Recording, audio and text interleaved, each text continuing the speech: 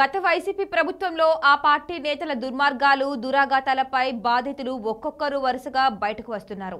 YCP నేతల అరాచకాలతో తమకు జరిగిన అన్యాయంపై విచారణ జరిపించి తగిన చర్యలు తీసుకోవాలని ముఖ్యమంత్రి చంద్రబాబు నాయుడుకు విన్నవించుకుంటున్నారు.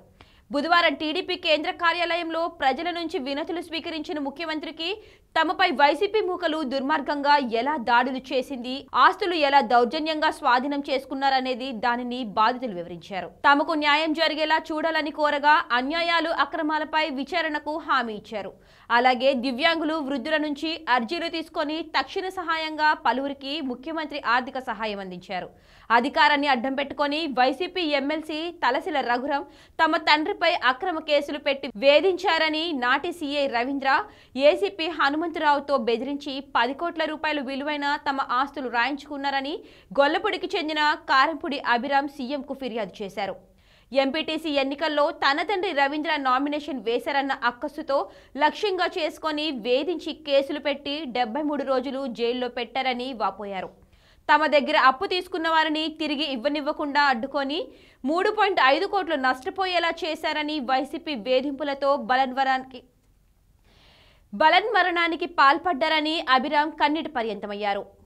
తలసిల రఘురాంపై విచారణ చేయిస్తే ఇలాంటి దుర్మార్గాలు ఎన్నో బయటకు వస్తాయని చెప్పారు. వైసీపీ ప్రభుత్వంలో మంత్రిగా ఉన్న శంకర్ నారాయణ బెదిరించి మరీ తమ ఆస్తులను బలవంతంగా లాక్కున్నారని సత్యసాయి జిల్లా పెనుగొండ మండలం చంద్రగిరి గ్రామానికి చెందిన జి మధు సీఎం వద్ద మొరపెట్టుకున్నారు. ఈ ఘటనపై పోలీస్ స్టేషన్కు వెళ్లి ఫిర్యాదు చేయగా నాటి సీఐ శ్రీహరి, ఎస్ఐ భాష తిరిగి తమనే బెదిరించారన్నారు. తనను తన భార్యను 4 రోజుల పాటు స్టేషన్లో ఉంచి తమ ఇంట్లోని 38 లక్షల నగదు ఇతర ఆస్తిపత్రాలు తీసుకెళ్లారని చెప్పుకున్నారు. తమకు చెందిన కొంత భూమిని ఎస్ఐ, సిఐ అమ్ముకున్నారని తగిన న్యాయం చేయాలని కోరారు.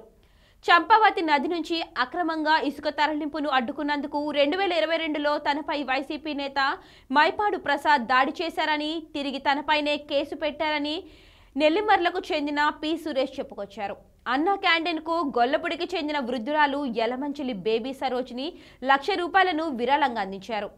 ఎప్పటి నుంచో పొదుపు చేస్తూ వచ్చిన సొమ్మును అన్నా క్యాంటీన్కు విరాళంగా ఇచ్చానన్నారు. ఈ సందర్భంగా సరోజినిని సీఎం అభినందించారు.